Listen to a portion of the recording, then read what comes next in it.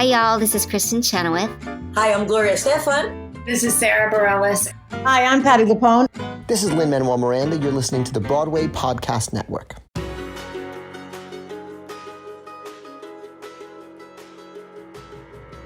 Welcome to another episode of the Theater Podcast, intimate personal conversations with theater's biggest names. I am Alan Seals, sitting here with Jillian Hockman. Hello, everyone. And we are about to present to you a wonderful episode with none other than John Bolton, who is currently playing Vlad in Anastasia. Is it Vlad or Vlad? It's Vlad. Vlad? Okay, excuse me. They're from Russia, Mother Russia. Was that your Russian accent? It was very bad. That was horrible. Thank you. John has been in the industry for over 25 years, and he's just a hoot to talk to. He came in just upbeat, happy, and we get into this amazing story of like his comedy timing, and he learns pretty much everything I've kind of figured out from the fact that he just watches and he dissects comedy. He was talking about like as a kid watching Carol Burnett. Mm-hmm. Yeah, he was saying he also one of his first gigs in New York was working in a theater, and he got to watch Madeline Kahn and all these different comedy legends, and got to see kind of the best of the best doing the thing that they do, and got to absorb all that. Yeah, and he's gotten himself to a point now. It's interesting for me. He's gotten himself to a point where, because his reputation precedes him, and he talks about this in the episode, that he's got some of the roles on his resume now simply because he got a call that was like, if you show up, you've got the role. Mm-hmm. He is very well known, very respected.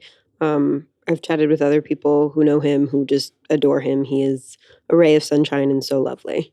He has a rather large ray of sunshine, energetically speaking. Optimism. Yes, yeah. Optimism. So everybody, please enjoy this episode with John Bolton. Here you go. 1, 2, 3.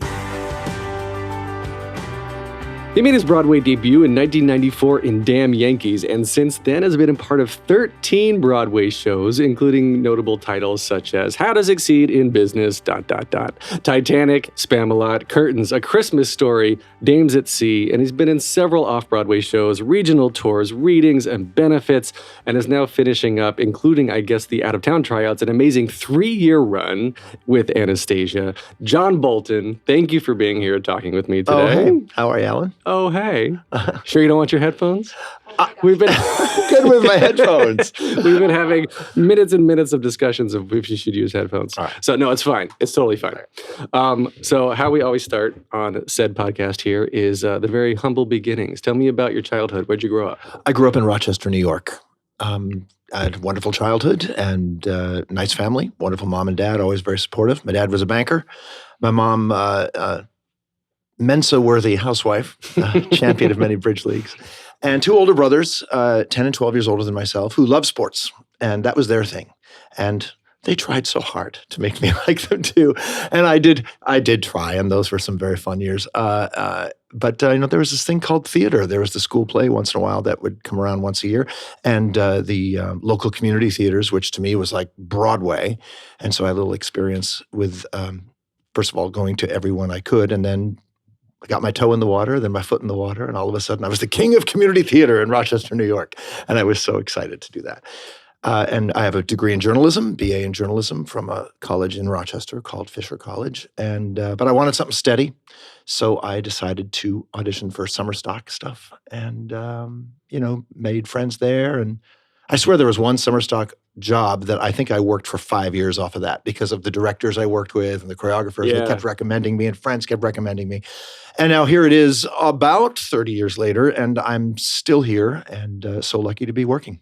So what you said 10 and 12 years you are younger than your siblings. That's correct. Have you heard that story from your parents? Were you a lovely, I guess, what am I getting at? I asked. I said, "What happened? What were you guys doing for 10 years, Mom and Dad?" And he was like, "Was there an effort to not have it?" She said, "No. We tried." And then she would turn to my dad and pat his knee. "Didn't we, honey?" All right. And at what point did you know that you wanted to do theater, though? Like, as you said. Oh, gosh. Well, no one ever said, hey, do you want to do this? Like, it was a smallish high school, and no one from my school had ever done it professionally. It was just sort of a hobby thing that you did. And at the time, I wasn't really good enough to really have anyone say that to me. The best that could be said was I had energy. And watching old videos of that, it's like, oh my God, someone just needed to calm me down. But I was so happy to be on stage. But, my parents, I was lucky enough where my dad had yearly trips to New York City, and he would bring me and my mom. Brothers were long gone. They were, long out of the house. So I had the benefits of getting fancy trips to New York and staying at the Waldorf, which I thought everyone lived at the Waldorf in New York City since I was a kid. And on my first trip, we saw Annie and the Wiz, and just thrilling for me to see kids my age on stage and in Annie, and then this wonderful adaptation of, everybody's favorite story there, Wizard of Oz. And I convinced my high school music department to do The Wiz my senior year, this mostly white version, not in blackface, I need to say, these days, 100% not. Yes. But we were so proud of that. It was a mixed race cast, and I think that was the first time where I thought, wow, I think I can sing, singing that stuff. And so it was little by little, like I knew I always loved it, but I never thought I was good enough to do it. And then the more I did, I don't know, the more confidence I got. And I was able to work with some great community theater directors and choreographers in Rochester. Any one of several of them could have come to New York and had a great career. They were just so smart and astute and brilliant in their own ways. And I think I had a great sort of side education while I was studying journalism by doing all these community theater shows at these great companies and learning from all these wonderful people. That's incredible, though. I love that you were able to convince your school to do it. I did. Well, it was between Lil Abner and that. Oh, yeah. Well, so I was like, well, when there's a choice, let's do The Wiz. It was my senior year, and I designed the sets, which meant I got the souvenir program from when I saw it and did scale models that we could afford of that. And I am extremely proud of my scarecrow. So you're the scarecrow. I guess at your height. How tall are you? I'm 6'2". 6'2". And I did not grow at all. I was always the shortest one until summer between 10th and 11th grade, where I think I grew about a foot. We went over to England for a vacation and traveled around. I literally came home a foot taller. Bangers and mash, that'll do it. That'll do it. Yeah, you either grow out or you grow up, I guess. Mm-hmm. Yes, the belly over there. Do you, of everything that you've done, and with your 13 Broadway shows, do you have a favorite overall? Wow. Well, I think you're counting some as Broadway that maybe were close to Broadway. But let me think. My first Damn Yankees was so much fun because I had worked hard and it was my first Broadway show, and all of a sudden I was in one, and I was a replacement in it. I replaced my wonderful friend Michael Winther, who left the company fairly early, and there was also sort of sweet justice in that I had been in a show out of town called Paper Moon, which was supposed to come to Broadway, starring Gregory Harrison, Chandra Wilson, Christine Ebersole, Renee Elise Goldsberry. Mm-hmm. And it would have been the Broadway debuts of myself, Christopher Sieber, and Brooks Ashmanskas. And so our marquee was up at the Marquee Theater where Damn Yankees was. And we were thrilled and got the Sunday Times, 6 copies each of the Sunday Times. I still have these photos that I cherish of me, Chris, and Brooks with the stacks of the New York Times ads with our names in it because we were so thrilled. And then they canceled it 2 days before we started rehearsals, and that was quite the heartbreaker. And why? I don't know. That we had not gotten love letters, so to speak, out of town. The show needed a little work, they thought, and turned out it was a fairly weak season. I think we could have come in and done something there. But anyway, so Paper Moon is a no-go. Here's the Marquee Theater suddenly available. Damn Yankees has been a success out of town. And we're like, screw you, Damn Yankees, when their marquee went up and ours finally came down. And who knew that I would wind up in that theater anyway, just a few months later. And the audition process, I guess they didn't come to you and say, oh, you didn't get to go on stage here. But no, I wish it worked like that. No, I went to an open call. That my agent had submitted me for a replacement. Remember, this is 1994. And I didn't get picked up. It was Jay Binder casting. He didn't know my work. So I went to the open call because friends who I'd just done another show with at Paper Mill said, "We signed you up, dude. We're going to have lunch." So I borrowed someone's music, went to go have lunch with my friends, borrowed someone's music, sang my quick little thing for Cynthia and Rubia and Rob Marshall and Jack O'Brien. And I had a call back later that same day, I believe. And then I got a phone call the next day saying that I was going to make my Broadway debut. So you did. It was a fluke. I love, there are so many stories of people walking out of auditions and being like, I didn't care about that, or I'm not going to get that. And then it's like changed the trajectory of who they were. Yeah. Yeah. Well, I knew it went well. Like as soon as I was in the room, I thought the reason I didn't go initially to the open call or the reason I hadn't signed myself up at the time was Binder had seen my headshot and resume and said, "I don't want to see him. He's not right for us." So I figured, well, what the heck? I'm not right for it. And so went in and it was my turn. Once in a while you go in and you get all the no's out of the way and you go in, you do your best, and once in a while it's your turn. And that day it was my turn. And in 95, you did How to Succeed. And that's a very hard show to do in general, but you played several roles. I did. In the ensemble. And eventually, then you became the replacement for, of course, our beloved character, J. Pierpont. I did. And to play that role was just an absolute thrill. And one of the great pride and joys of my life is that I've become close with the Lesser family. Frank Lesser, of course, wrote How to Succeed and so many other wonderful shows. But, and that was the beginning of that friendship, which I cherish forever. But I had a great time. And I joined the company as a cover to Matthew and Matthew Broderick. Matthew Broderick, who just a great guy, still a drinking buddy. And then Matthew went to shoot a film called The Cable Guy, which will tell you how long ago that was. Yes. And the filming ran late, and John Stamos' contract was up. And, well, who's going to do it? Well, how about Bolton? Because I had done it on a few other occasions, and people hadn't thrown things. So they let me do it for a while, and including a couple weeks opposite Sarah Jessica Parker, which was fun. Oh, that's fun. And then when Matthew came back to the show, there's this guy, me, making out with his almost wife on stage. So that was a lot of fun. But I had a great time doing that one. And Brooks Ashmanskas was in that as well. Yeah. And well, so that's a character that many people have known and have seen so many incarnations of. Like, how do you approach making that character like the Bolton version? Are you allowed to take it and tweak it a little bit, or were you supposed to stay close to what Broderick did? Well, there's a blueprint that is set certainly in terms of the blocking and a lot of the pacing that the other actors expect and are used to. And particularly coming in as a replacement, you want to respect the other actors' laughs that they're very protective of, as I am with when it's me that's trying to protect my stuff from a new person in the show. Or, you try to fit the blueprint. But you know what? I'm me. I'm not Matthew. I can't go out there and imitate Matthew. They'll just go, well, that sucked.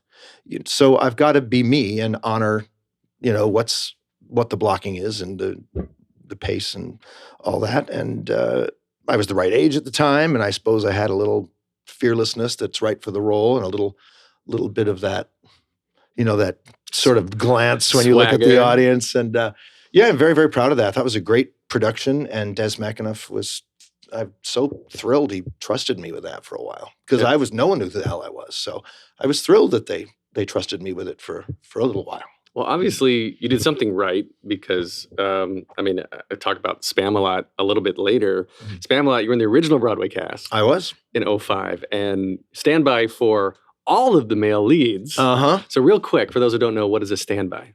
A standby is a person who is hired specifically to cover usually the over-the-title characters. It's a fancy term for an understudy for the big leads or sometimes stars of the show.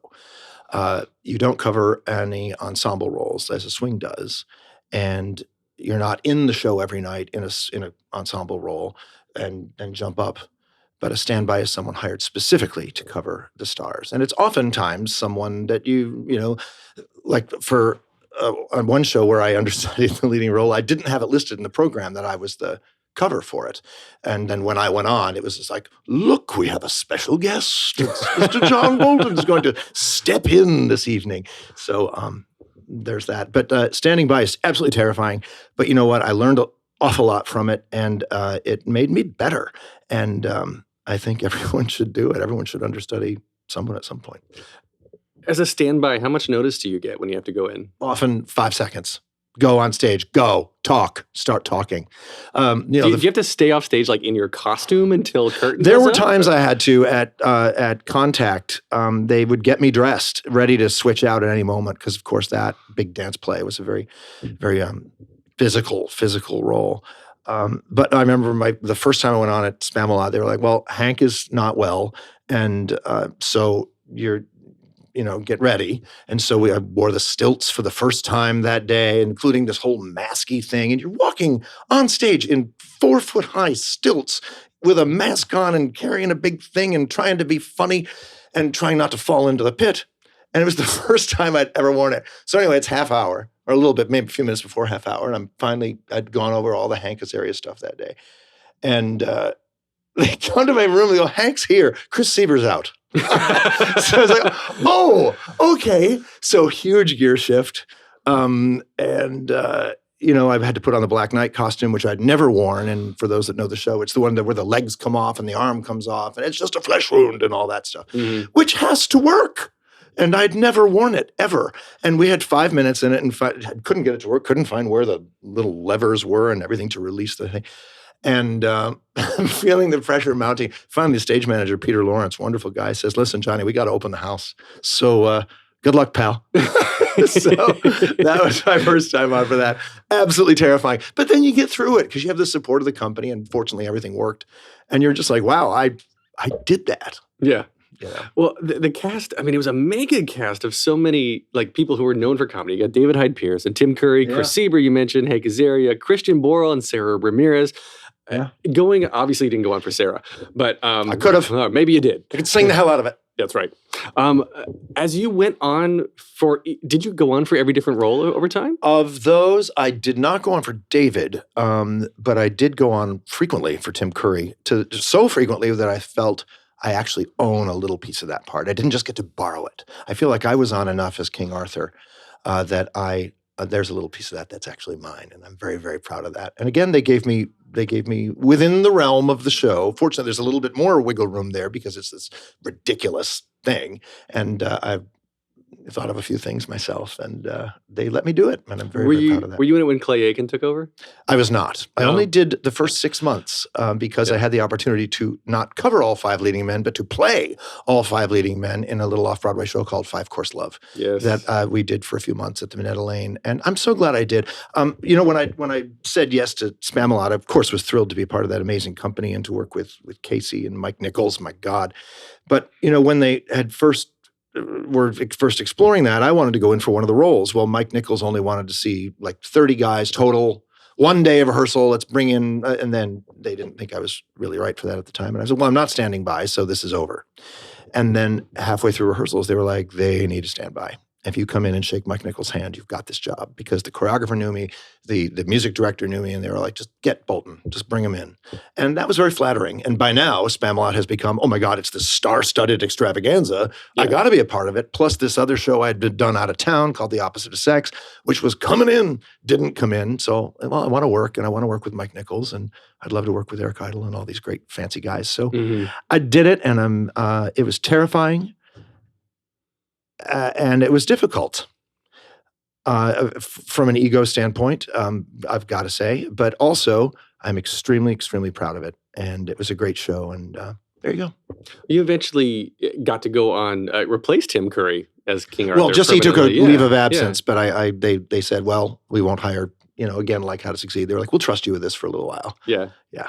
So when you went on for each different person, you were saying that every character or every actor is protective of their laughs. Yes. Right. So did it become sort of like second nature, or were you consciously aware of it every time you went on for a different role that you kind of have to shift your pace and shift your how you deliver the lines to give the other actors like their continue their laughs or whatnot? I was really good at watching the show, and I'm fascinated by laughs. One of my first jobs in the city when I first moved here was renting the infrared headsets at 2 comedies. One was a musical comedy, Crazy for You, with great comedians in it. The late, great Bruce Adler, the great Harry Groener, and John Hillner, and then the Sisters Rosenzweig. So every night for probably 5-6 months, I was watching crazy for you, watching them get the laughs, find the laughs, lose the laughs, get frustrated by losing laughs, and then find them again or find new laughs. I studied that crap. I watched it every single night, and they were geniuses doing it. Same over at Sisters Rosenzweig with Madeline Kahn, Robert Klein, and Jane Alexander, just watching them hone their laughs and find them, and then, like I said, lose them and then get them back. And I really got good, particularly during Spamalot, of calibrating why things worked.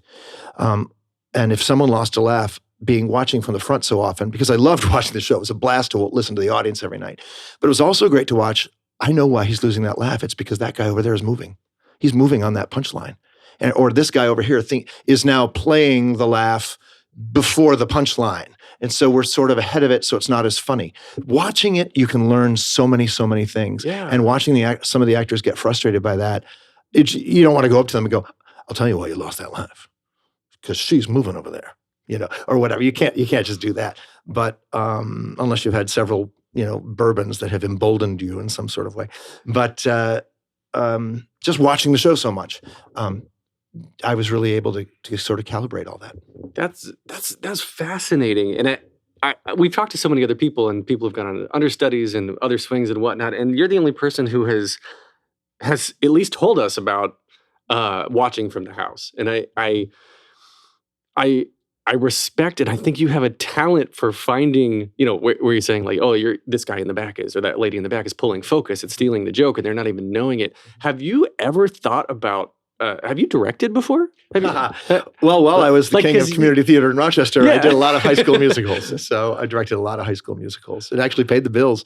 And a lot of them weren't very good. But you know what? A lot of them were. A few of them were. And I'm really proud of them. And a few of the kids have wound up on Broadway. And I take partial credit for that. Well, it doesn't, at least you haven't told me yet, if you have had any formal comedy training. Are you just, gosh. are your parents, like, is your dad the funniest banker ever? Well, in some ways, sure. No, there was this thing in the late 70s called the Saturday Night Lineup on CBS, and it was the Mary Tyler Moore Show and the Bob Newhart Show and the Carol Burnett Show, and that was my schooling, really. Not even knowing it at the time. Why is this funny? What is the pacing here? Who's got the ball in terms of, you know what I mean? In terms of who's got the ball. Hey, you got to let her have the ball there so she can get that laugh, or so that we can get that laugh later. We won't get that laugh if she doesn't have the ball here, kind of thing. Mm-hmm. And that's where all that started to come together. I was watching that stuff. That's crazy. And have you ever thought about getting training? Do you take classes now, like acting or even dancing? But this is such a lazy response, and the answer is no. And I'm sad to say that. I go to the gym regularly, and I try to keep fairly fit, but because I'm a rubber guy, I got to keep that going as long as I can.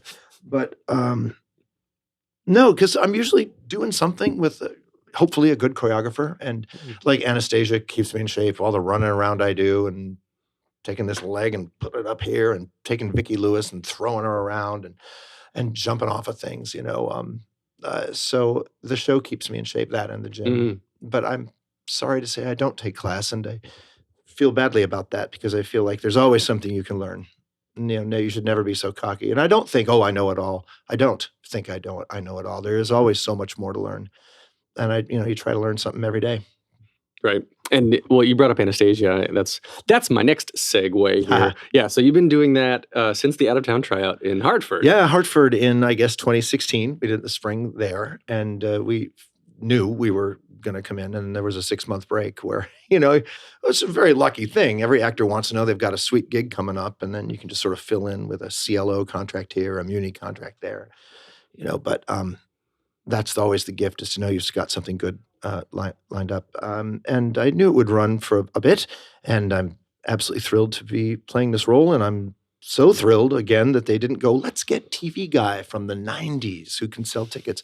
Caroline O'Connor and I, who created the roles of Lily and Vlad, we're really proud of what we did. And we, a director once tell me, when you're creating a show, pee all over that role. Pee all over it so that no one else can do it. Do everything you can to claim it. When you're doing a reading of something, when you're doing, those early stage things, claim it. I did it with Christmas Story. Good luck finding a guy that can, do everything with this. I mean, of course, there's always someone that can do it, but it makes the search a little bit harder, and it makes them think, well, this is our only guy because he can do this and he can do this, and this is what works about the show. So you try to pee all over it so that they'll keep you. Had you seen the animated movie, I guess, before you auditioned or anything? Oh yeah, I watched it maybe 2 days before my audition. I was aware that it existed, certainly, and my parents, the hilarious banker and the bridge player, championship bridge player, they loved history, and I grew up in a house with lots of books of history, and of course I had Nicholas and Alexandra, Anastasia's parents, their big book, and there's all these pictures in the middle, which I'm drawn to as a kid. Oh my God, there's kids in this story. You know, they all get murdered, but there are kids in this story. And it made it always sort of fascinating to me that maybe one of them escaped. It was always this, particularly the youngest one who, 16 at the time, the youngest girl anyway. Mm-hmm. Maybe she escaped this mythic thing that we just hope that this terrible tragedy maybe wasn't so terrible and that one got out. And the show, like you said, there's murder. There's murder of children, which is not a funny topic. Yeah. When you read the script, I guess, was the script itself as like the character of Vlad was that as like kind of I want to say slapsticky, like Rubberman. You called yourself Rubberman. Oh gosh! Like how much did you bring to this? How much did you pee all over this role? And how dry was the page before you got it? Oh my gosh! We're just going to keep talking about that metaphor. I'm sorry, everyone, that I brought that up, but it's a way of thinking. Sorry. Thank you. I was worried the cord was going to pull that over. No, I'll just put this mic stand over here for you. There you go. I fidget. Gosh, well, it was like Christmas Story where I thought, oh God, really? Because I knew what the role was because I just watched the film. And then I just started reading the material they sent, and I suddenly thought, oh my God, I think I can do this. I think this is totally and surprisingly to myself in my wheelhouse. And so I just worked on the material for 2 days, and you cancel all your plans. They give you the stuff. You learn the stuff. Learn those 2 songs they sent you. Cancel your plans. Go in, do your best. You're probably not going to get it, but once in a while, it's your turn. And I went in. I went last, and they had seen A Christmas Story. The writers had seen A Christmas Story, and apparently had said, "We knew it was going to be you." And I went in last. And as I was walking home from the audition, I got a phone call from my agent saying, "You're going to be getting an offer." And I was glad I got the film on Netflix just to see what it was, get the flavor of Kelsey Grammer's terrific vocal performance in my head. And again, nothing I wanted to slavishly copy. Like Christmas Story, there's this beloved performance. I thought, just get the flavor, hit the things that you got to hit, or the big fans are going to be mad if you don't sort of hit a couple things a certain way. And the rest of it, stop watching it. Don't do this slavish version of it. Just make it your own and go. Were you ever told to bring it down, bring it back? Oh, all the time. I had a director that was like, go too big, because I can tell you to bring it back, but it's harder to tell you to go bigger. There's a lot, too big can be off-putting in an audition, so you really have to be careful with that. But, and then in rehearsal, I like to just throw everything out there. I like to create a buffet from which the director can choose. A large salad bar.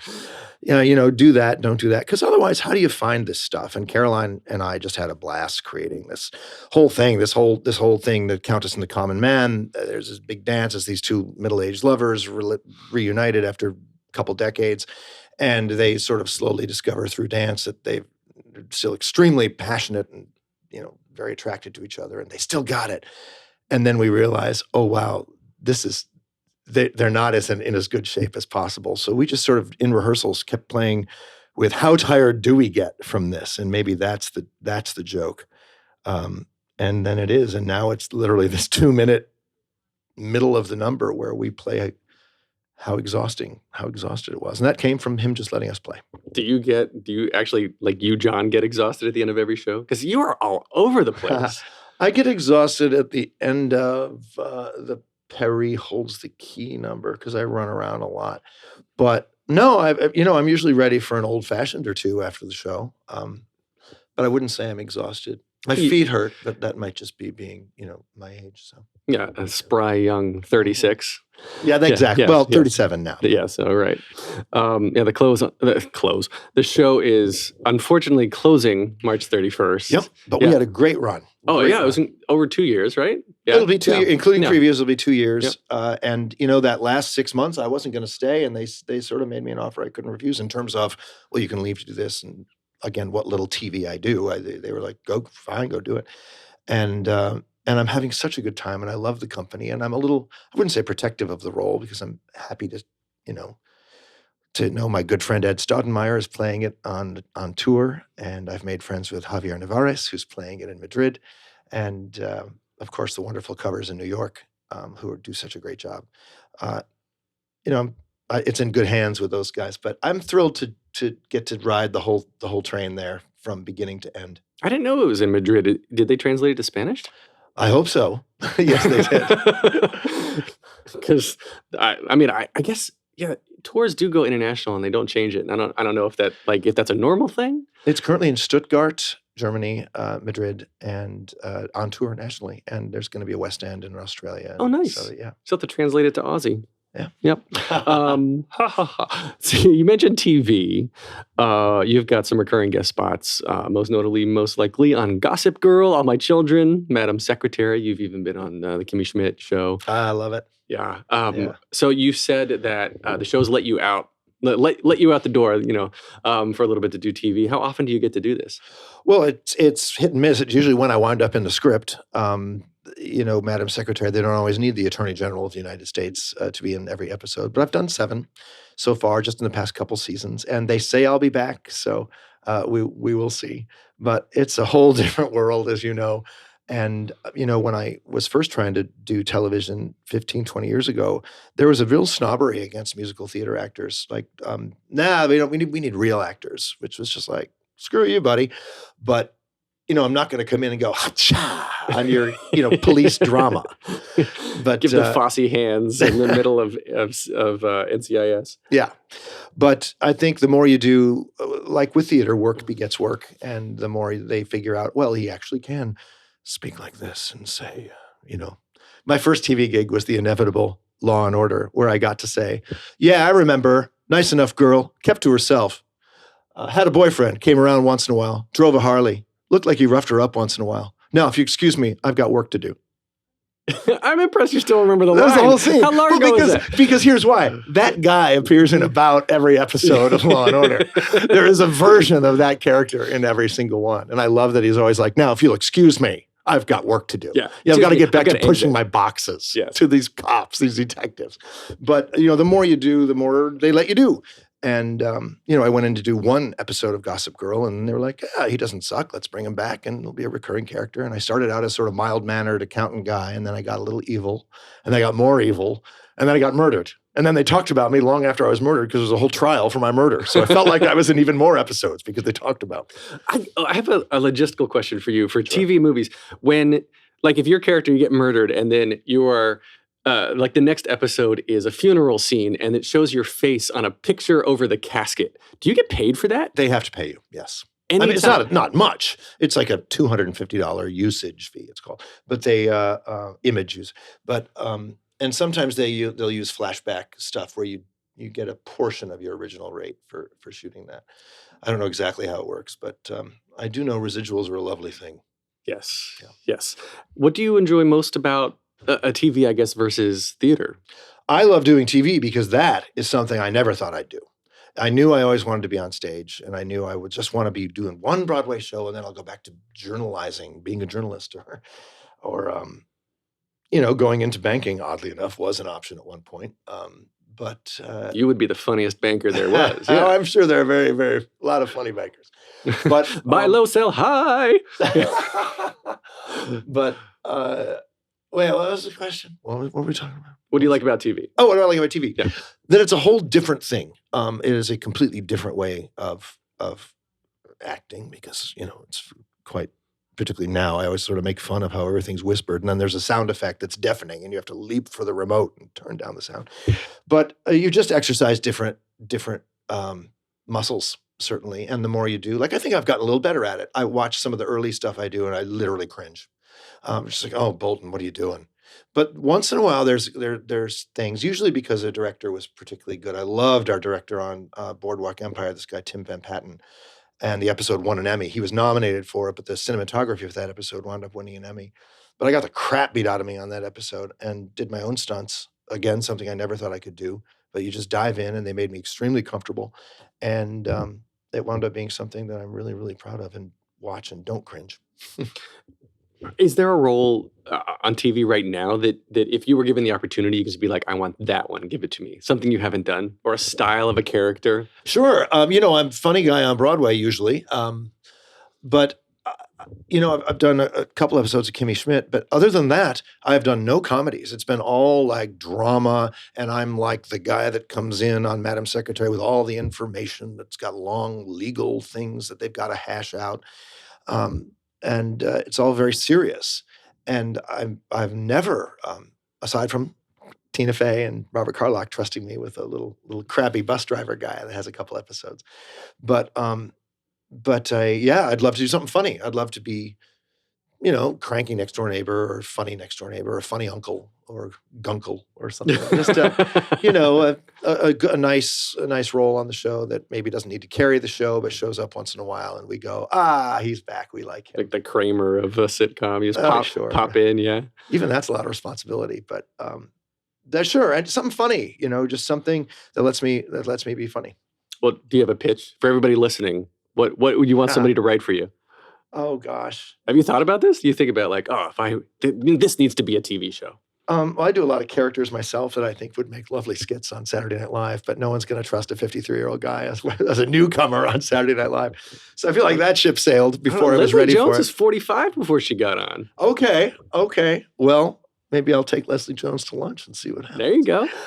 No, I don't know. That's a big pipe dream, but no. I hope someday someone lets me be funny. And got to tell you, Alan, my biggest dream, and people listening to this may go, seriously, we've listened to you for how long now, and that's what you want? I would love to host a talk show. Just a little online thing where I get to talk to my famous friends and fangirl out, where we get to do this, and maybe it's on camera and we get a few audiences. We would let people know in advance questions that we got for this person, that person. I'm not your competition, I promise. Oh, no. I won't compete. But that's actually something I would love to do, because I love talking to people about it, and I want to get inside the head of, like, my good friend Orson Bean. He's a 91-year-old genius of a comedian.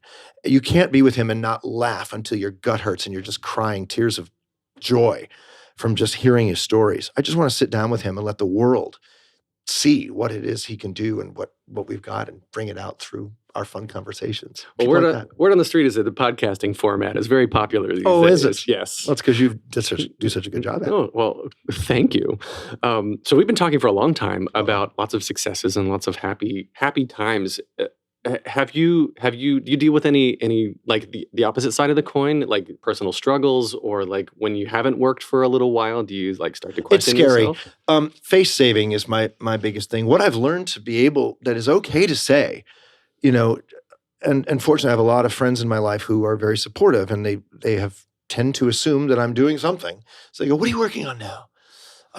And I've learned that it's okay to say, I'm taking a break, or I'm enjoying a break, as opposed to, well, I'm doing a reading, or I've got some irons in the fire, and, trying to save face while you're walking your dog and you run into some acquaintance and you feel like I'm only as good as my current job, so I must be on Broadway or I'm a big loser now. That I've thrown away. And after fighting with it for a long time, it's okay to say, well, what are you doing? Nothing. On Facebook, when I did a little post about our 8 weeks left of Anastasia and what a pleasure it's been. And because I do know I've got a lot of people from my hometown that still want to see it. So I post for them, and here's your chance. And right away I get a message saying, what's next? I'm like, God, let the paint dry on this one. I don't freaking know what's next. Just, I don't know. I'm sorry to disappoint you. And feeling like you're disappointing them with an answer that isn't, I'm in a new big fancy thing, because that's what you want to hear. So learning to deal with that, and learning it's okay to say, I'm not doing anything right now. It's a perfectly legitimate answer. So I think I can humbly remind you, or maybe make you aware of something, that being on the other side of things, where you are now for so long, that maybe if you're asked what's next, it's because people love you so much that they're so sad Anastasia's closing. Yeah, so my partner tried to sped that to me as well and said, she meant well and she's a good person and all that. So, because I was like, can you believe it? Yeah. What's next anyway? She's so sad that she won't get to see you, so she wants to see the next That's thing. exactly it. Well, you mentioned Facebook, actually. You've been in the business for a couple decades now. Yeah, it's safe to say. You mentioned Facebook, and now that there's a rise of social media, I always really enjoy people who have been doing this for many years. How have you seen the industry change? What's new today versus in the early 90s, late 80s? Okay. Besides the internet. Well, the social media situation, and in terms of auditions, now they just look for particularly for TV stuff. They just go send us a video or send us a YouTube link or a reel of some sort that shows him on camera. So that's changed. And hard copy headshots barely exist anymore.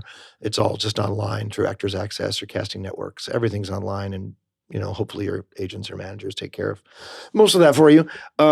But in terms of social media, I feel like there is a lot of people do it very well, and a lot of people don't. And the ones that do it don't appear desperate, and I think that is sad. And I think people see that, notice that, and there are a lot of extremely successful people who don't do any social media and are just as successful as you are trying to get your followers. Now, fortunately, I've been in Anastasia, and I think Gossip Girl also helped when it was still on with the follower situation with me. Of course, Anastasia did. My God, I think I've whatever 18 something thousand, and there's people that's like, that's all, and there's people that are like, oh my God. I'm one of the people that's like, I never thought I'd have more than 2,000 people. Like, who would want to care what I'm doing when I'm walking my dog? And I really enjoy the Instagram because it's visual, and I enjoy the fans, sort of asking about my dogs or my. It's never been too creepy. So do you engage with comments? I will click like once in a while, or if I feel it's safe, I will engage. I've regretted that on occasion, and Really? then there's the famous block situation that happens.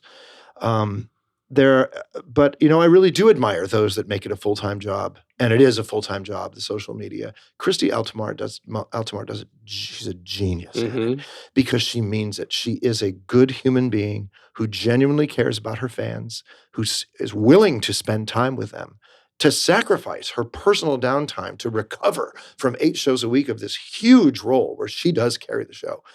To interact with her fans, and I have never, ever seen it be in an insincere fashion. But she also has a security team, kind of looking out for her because a lot of fans take that as, we're good friends now. And it's like, well, actually, she's just being very generous now. So careful with that. But she's a genius at it. I really, really admire her. That's crazy. Leslie Margarita's a genius at social media. She's hilarious. I have a lot of good friends who are great at it, and I learned from them. Here's what works, Bolton. Here's what doesn't work from that. So you sort of learn what works and what doesn't work. Seems in general, a very observant guy. I try. You're always watching. But I'm also me, and I do try to honor that. I do try to sort of see what works for other people and then try to take that and apply it to the John Bolton-ness about me. Conceptually. And I try to make that work. Yeah. Yeah. You apply the concepts, not the literal, yes. The little crop. Yeah. So we are very close to time here because you have a show to go do. Oh my gosh. I get to be on Broadway. It never gets old, man. I walk through that stage door and I'm like, I get to be on Broadway tonight. Really? So every lucky.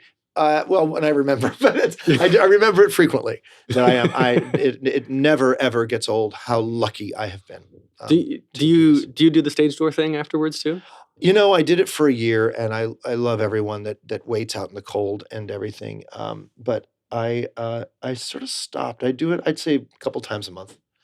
And I enjoy it. And I will do it our whole last week. I'm sure I'll do it just because it's all the fans are coming back. And they'll be very, very happy to see them. They're so generous. They give us all this stuff.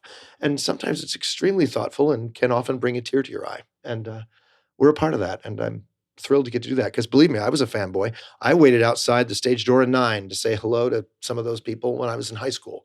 And outside the stage door, Dreamgirls and Joseph in the Amazing Technicolor Dreamcoat. I chased one of the actresses playing one of the orphans in Annie down the street to get her autograph in 1978. So wow. There's that.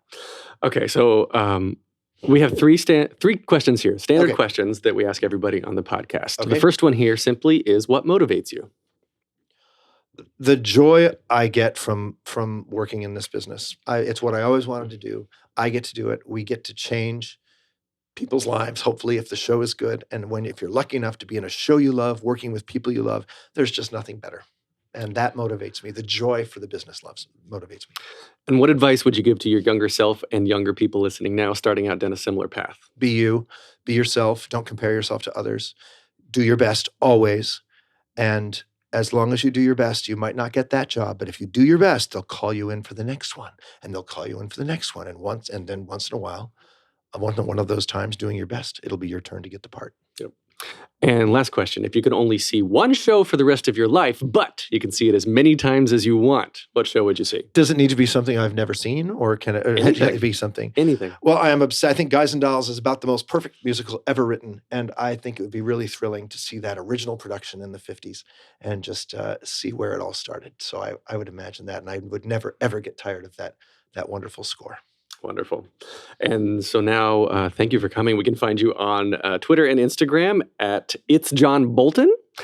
And that's it. Yeah. Oh, Facebook. You mentioned Facebook too, right? What's your Facebook account? I don't know. I think it's just John Bolton.